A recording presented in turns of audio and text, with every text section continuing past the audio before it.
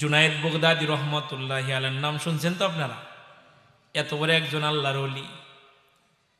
ওলির কাজই ছিল আল্লাহ বলা মানুষকে আল্লাহর দিকে জোড়ায়া দেওয়া। মেহনত। এক হিন্দুর সাথে তার খাতির হয়েছে। আশেপাশে হিন্দু বাড়ি আছে নাকি? হ্যাঁ, আচ্ছা আচ্ছা, আলহামদুলিল্লাহ। তার সাথে খাতির হয়েছে একজন অনমুসলিমের সাথে, হিন্দু লোকের সাথে খাতির, বন্ধু দোস্ত। কিন্তু জুনায়েদ বাগদাদীর ধান্দা হলো কিভাবে মুশরিকদের দলভুক্ত থেকে সরাইয়া আল্লাহর দলে আনা যায়। আল্লাহর দলে আনা যায় কিভাবে আনা যায়, এক মেহনত ছিল তার মধ্যে। আপনারা একটু আওয়াজ করে বললে আমি খুশি হব। বন্ধু বন্ধুকে ভালোবাসে কি বাসে না? বন্ধু বন্ধুর কাছে আবদার করলে বন্ধু কি রাখে কি রাখে না? বন্ধুর বোন বিয়ে দিছে, এখন বন্ধু একা একা যায়। একদিন ধরে বসলে একা একা যাও, একদিন একটু নিয়ে যেতে পারো না? এরকম যদি বলে বন্ধু বন্ধু কি নেয় না। এখন এটি একটু কমে গেছে গা। আগের দিনে দেখতাম মার চাস্তো বোনের খালাতো বোন লাগে, তারে রাস্তা থেকে ধইরাই না বাড়িতে এনে মেহমানদারি করাতো। আর এখন মায়ের সাথে খালার সাথে খাতির নাই, আছে না নাই?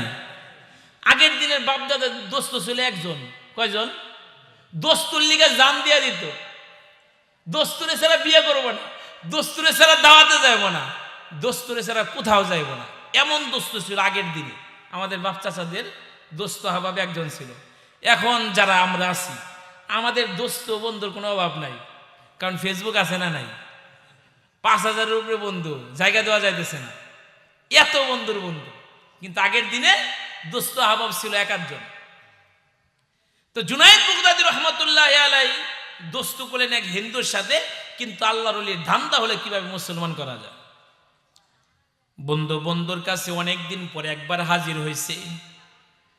হিন্দু বন্ধু মুসলিম বন্ধুর কাছে এসে বলতেছে, দোস্ত অনেকদিন পরে আসলাম, বন্ধু বন্ধুর হক আছে, একটু দেখা সাক্ষাৎ করতে হয়। সারাদিন চাকরি করার পরে ফোন করে বলে, দোস্ত অমুক জায়গায় একটু হোন্ডা রোলে আহো, একটু চা খাই, গল্প করি।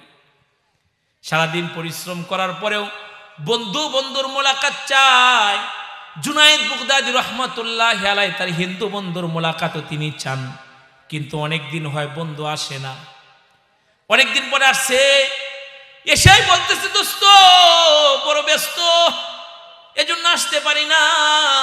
বন্ধু গো, যদি অনেকদিন পরে আসছি, আমাকে চলে যেতে হবে, আমাকে বিদায় জানাতে হবে। কেন বন্ধু এতদিন পরে আসলা, এখন যাই বাগা? বন্ধু আজকে আমাদের একটা ওয়াজ মাহফিল আছে। মানে হ্যাঁ, ওয়াজ মাহফিল বলতেছে আমাদের ধর্মের গুরু আজকে আমাদেরকে দিক নির্দেশনা দিবে, আর ওইটা মাইনে আমরা সারা বছর আমল করুম। বছরে একবার আমাদের একটা সমাবেশ হয়। জুনায়েদ বাগদাদী রহমতুল্লাহি আলাইহি বলেন, দোস্ত আমাকে নেওয়া যায় না। বলে না, মুসলিম এলাও না, মুসলমান যেতে পারে না। বলে না বন্ধু, আমার নিয়ে চলো। কয় না, যাওয়া যাবে না, ওখানে মুসলমান গেলে তাকে একবারে মার দিবে, তাকে মাইরাও ফেলতে পারে, ওখানে মুসলিম যাওয়া যাবে না। আমাদের ওয়াজ মাহফিল অনেক সময় হিন্দু আসে কি আসে না? আমরা তাকে মারি না, আমরা তাকে আদর করি। ইহা ইসলাম শিখাতা হয়। কথা বলুন ঠিক কি না? হিন্দুর সাথেও সুন্দর আচরণ করতে হবে। আমার নবীর আচরণ দেখে, আখলাক দেখে কাফের কালেমা পড়ে মুসলমান হয়ে যেত। সুবহানাল্লাহ। আর আমাদের এমন আচরণ, আমাদের আচরণ দেখে মুসলমান ইসলাম থেকে খারেজ হয়ে যাবে লেগেছে। আখলাক সুন্দর করতে হবে বন্ধু। জুনায়েদ বাগদাদী বলে, দোস্ত একটু যাইতে চাই, তুমি যেইভাবে যাইবা, যেই পোশাকে যাইবা, আমি ওই পোশাকে যাবে, একটু নিয়ে চলো বন্ধু। জুনায়েদ বাগদাদী রহমতুল্লাহি আলাইহি এমন ভাবে দৌড়ছে হিন্দু লোকটারে, না নিয়ে ছাড়তে পারে নাই। দুই বন্ধু মজলিসে হাজির হয়ে গেল। হাজার হাজার মানুষ বসে আছে, মঞ্চ বানানো হয়েছে, মঞ্চের মধ্যে একটা সোফাও দেওয়া হয়েছে, কিন্তু খালি, বক্তা নাই। পাবলিক বই রয়েছে, কিন্তু বক্তা নাই, গুরু আহে নাই। কিন্তু গুরু আইছে, কিন্তু গুরু বসতেছে না। গুরু জেনে ফেলেছে এখানে একজন মুসলমানের সন্তান আছে, এজন্য গুরু মজলিস না পাক হয়ে যাবে এমনটা ভেবে চেয়ারের মধ্যে এসে বসতেছে না। হাজার হাজার মানুষ স্লোগান তুলেছে, নেতা কই, সারা বছর আমরা চলবো। আরে গুরু আছে, গুরু বলতেছে মুসলমানের সন্তান সামনে রাইখে আমি কথা বলবো না। সবাই বিগড়ে গেছে, কেড়ে সেই মুসলমানের সন্তান আমাদেরকে বইলা দেন, আমরা তাকে পায়ের নিচে ফেলে একেবারে জনমের শেষ দিয়ে ফেলবো। কেন আমাদের সমাবেশের মধ্যে আসলো? গুরু বলতেছে না মাইরো না, আমার কাছে নিয়ে আসো। আল্লাহর ওলি জুনায়েদ বাগদাদীকে গুরুর কাছে নিয়ে আসছে। গুরু বলে কেন আসলেন আমাদের মজলিসে? আল্লাহর ওলি জুনায়েদ বলে তোমাদের তামসা দেখবার লেগে আসছি। কথাটা সোজা না বেকা? বেকা কথা। গুরু চেয়ে গেছে, আসলেন যেহেতু প্রশ্ন করব তিনটা, যদি উত্তর না দিতে পারেন তাহলে পাবলিকের হাতে ছাইরা দিন।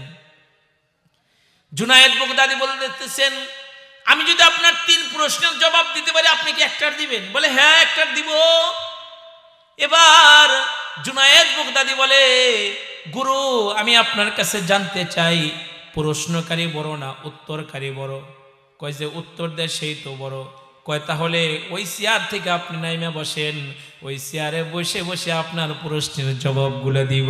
সুবহান। জায়গা মতো এসে বসে বসে। এবার গুরু বলতেছে ও জুনায়েদ ওয়াজ করে বেড়াও, মানুষদেরকে বলে বেড়াও জান্নাতের মধ্যে মানুষ এত খাবে, যা মন চাবে তাই খাবে, যা ইচ্ছা হবে তাই খাবে, কোনো কিছুর কমতি নাই। কাঁঠাল খাইতে মন চাইবে কাঁঠাল খাইবে, আঙ্গুর খাইতে মন চাইবে আঙ্গুর খাইবে, লাউ খাইতে মন চাইব লাউ খাইব। সুবহানাল্লাহ। আঙ্গুরের ঝোপার মধ্যে একটা আঙ্গুর টক হলে সব টক হয়, কিন্তু জান্নাতে এক একটা ঝোপার আঙ্গুরের মধ্যে 70 রকমের মজা আল্লাহ দিয়ে দিবে। পাখি উড়ে যাবে মন চাবে আহ উট পাখির মতো বড় বড় পাখি আল্লাহ জান্নাতে রাখবে। মন চাবে আরে পাখিটা যদি বোনা করে খাওয়া যায় তো, মন চাবে সাথে সাথে বোনা হয়ে সামনে হাজির হয়ে যাবে। নদীর পাড় দিয়ে হাঁটবে, মাছ ভেসে যাবে, তামান্না হবে মাছ যদি একটু ভাইজা খাওয়ান যায় তো, একবারে বোনা হয়ে কাবাব হয়ে সামনে হাজির হয়ে যাবে। আমার ভাইয়েরা জান্নাতে যা মন চাবে সব খাবে, যত মন চাবে সব খাবে। এবার গুরু বলতেছে জুনাইদ রে ওয়াজ করে বেড়াও, জান্নাতের মধ্যে মানুষ এত খাবে কিন্তু পায়খানা পেশাবের কোনো হাজত থাকবে না। খেলে তো বাথরুমের হাজত হয়, পেশাব পায়খানার হাজত হয়, এরকম গাঁজাখড়ি ওয়াজ আর করবা না। এত খাইবে পায়খানা পেশাবের, একটা কথা হইল। 2 নাম্বার প্রশ্ন, জুনাইদ ওয়াজ করে বেড়াও জান্নাতের মধ্যে এত ফলমূল থাকবে, দুনিয়ার কাঁঠাল গাছ থেকে কাঁঠাল পারলে গাছটা খালি খালি হয়ে যায়, আঙ্গুর গাছ থেকে আঙ্গুর পারলে খালি খালি হয়ে যায়, আম গাছ থেকে আম পারলে খালি খালি হয়ে যায়। তোমরা ওয়াজ করে বেড়াও জান্নাতের ফল গাছ হবে, কাঁঠাল ছিললে ওই জায়গাটা আর খালি থাকবে না, আল্লাহ তাজা পাকার একটা কাঁঠাল ওইখানে আবার ঝুলাইয়া দিবে। সুবহানাল্লাহ। জান্নাতে মানুষ এত খাবে কিন্তু ঘাটতি হবে না, খাইলে তো শেষ হয়ে যায়, ঘাটতি থাকবে না।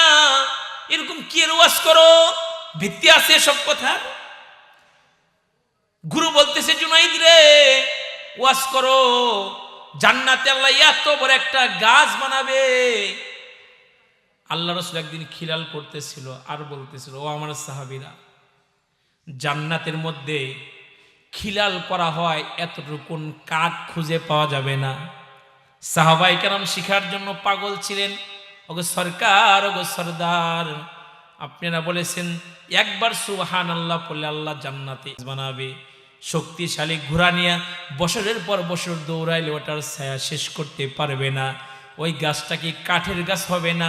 সরকার বললেন না, ওই গাছটাও স্বর্ণের গাছ হবে। সুবহানাল্লাহ। জুনাইদ তোমরা বলো জান্নাতে এত বড় একটা গাছ হবে যে গাছের ছায়া জান্নাতের প্রতিটা ঘরের উপর যায় পড়বে, এটা কেমন কথা? এত বড় গাছ হয় নাকি? এবার জুনাইদ বাগদাদী বলতেছে 1 নাম্বার বলেছো জান্নাতে মানুষ খাবে, পেশাব পায়খানার কোনো হাজত থাকবে না। আমি তোমার কাছে জানতে চাই, মায়ের পেটে যখন বাচ্চা আসে 4 মাস পরে বাচ্চা নড়াচড়া করে কি করে না? যেরকম করে কি করে না? যার মধ্যে রূহ আছে তার খোদার জরুরত আছে না নাই? যার মধ্যে হায়াত আছে তার পেটে খাবারের চাহিদা আছে। বলো না, মায়ের পেটের মধ্যে 4 মাস পরে আল্লাহ তোমার ভিতরে রূহ ফুঁকে দিছে, তুমি মায়ের পেটের মধ্যে নাড়াচাড়া করছো, ওখানে খাও নাই? বলে খাইছি। ওইখানে পায়খানার দরকার হয়েছে নি? কয় না, পায়খানার তো দরকার হয় নাই। কয় জান্নাতে আল্লাহ মানুষকে খাওয়াবে, জনমের মতো খাওয়াবে, যা চাবে তাই খাবে। কিন্তু মায়ের পেটে যেমন খাইলে পেশাব পায়খানার হাজত হয় নাই, জান্নাতে মানুষ খাবে, পেশাব পায়খানার কোনো হাজত থাকবে না। সুবহানাল্লাহ। আল্লাহর ওলি জুনাইদ বলেন, 2 নাম্বার প্রশ্ন করছো, জান্নাতে তো খাবে কিন্তু ঘাটতি থাকবে না।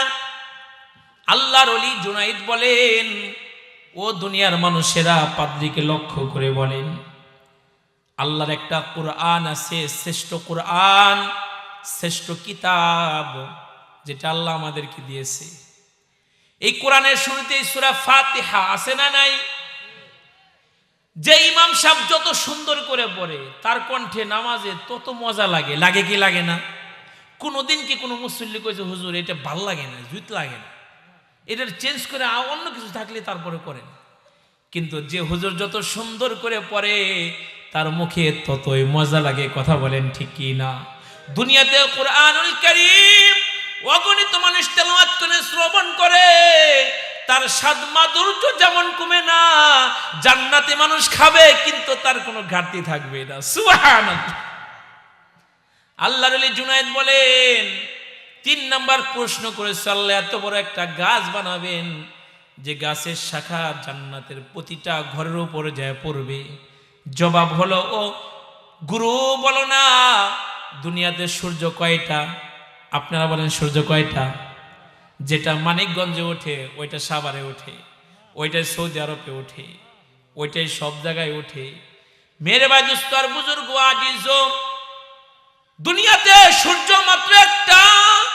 এটার আলো যেমন উঠলে দুনিয়ার সব ঘরের উপর যা পড়ে, জান্নাতে আল্লাহ এমন একটা গাছ বানাবে যে গাছের ছায়া জান্নাতের সব ঘরের উপরে যা পড়বে। জুড়ে কোন সুবহানাল্লাহ। 3 প্রশ্নের জবাব দিয়ে আল্লাহর ওলি জুনাইদ বলে, এবার আমার 1 প্রশ্নের জবাব দাও। বলো না, জান্নাতের গেটের উপরে কি লেখা আছে? এবার গুরু কথা বয় না, মুখে কুলুপ দিয়া বয়ে রয়েছে। হাজার হাজার মানুষ বলতেছে, গুরু মুসলমানের সন্তান আপনার 3 প্রশ্নের জবাব দিয়েছে, কেন আপনি একটার জবাব দিতে পারেন না? গুরু বলে, আমি যদি জবাব দেই তোমরা মানবানি? সবাই বলে, আপনি আমাদের ধর্মের গুরু, আপনি যা বলবেন তাই মানবো। এবার গুরু বলতেছে, জান্নাতের গেটের উপরে লেখা আছে লা ইলাহা ইল্লাল্লাহু মুহাম্মাদুর রাসূলুল্লাহ। সবাই কালিমা পড়ে ঈমান এনে মুসলমান হয়ে গেলেন। সুবহানাল্লাহ। বলার মাকসাদ হলো, উদ্দেশ্য হলো, আমাদের মুরব্বীদের ধান্দা ছিল একজনের সাথে খাতির করবো, কিন্তু ধান্দা মসজিদে নিব, 1 কাপ চা খাওয়ায়া, একটু মজা খাওয়ায়া, সকালে একটু দোকানে নিয়ে নাস্তা খাওয়ায়া, ধান্দা থাকতে হইব। এর লগে আমি খাতির করব, তার মানে আর আমি মসজিদে ঢুকাবো নিয়া। কথা বলেন ঠিক কি না? ধান্দা থাকবে তো ইনশাআল্লাহ। হ্যাঁ, নিজে নামাজ পড়বো, বন্ধুকে নামাজি বানাবো ইনশাআল্লাহ বলেন। আর নামাজি বন্ধু যদি বিড়িখোর, গাঞ্জাখোর, মদখোর এদের সাথে ঘুরে, নামাজি বন্ধুটাও দিন দিন খারাপের রাস্তায় চলে যায়। কথা বলুন ঠিক কি না? নিজে নামাজ পড়বো, নিজের বন্ধুদেরকে নামাজের জন্য দাওয়াত দিব। কবুল করার মালিক কে? হেদায়েতের মালিক কে? আল্লাহ। হেদায়েতের মালিক আমার মাওলা। আমি দাওয়াত দিয়ে যাব, নিজে নামাজ পড়বো, মসজিদের প্রথম কাতারে নিজের বউরে নামাজের কথা বলার দরকার আছে না নাই? জোরে কোন আছে না নাই? নিজের সন্তান নামাজ পড়ে না, সন্তানকে বলার দরকার আছে না নাই? নিজের বালেগা মেয়েটা নামাজ পড়ে না, পর্দা করে না, বাপ হয়ে তাকে দাওয়াত দেওয়ার দরকার আছে না নাই? আপনার দাওয়াত দিতেই হবে, কারণ তারা কিন্তু গুনাহ করলে আপনার আমল নামায় এসে যোগ হবে। এজন্য বাবারা সাবধান, নিজের সন্তানকে নামাজের দাওয়াত দিন। নামাজ না পড়লে তাকে প্রহার করার, তাকে মারার অধিকার বাবার আছে না নাই? এ হুকুম দিয়েছেন আল্লাহ সুবহানাহু ওয়া তাআলা। মেরে ভাই দোস্ত আর বুজুর্গ আজিজো, আজ থেকে বেশি বেশি সালাম দিব ইনশাআল্লাহ বলেন।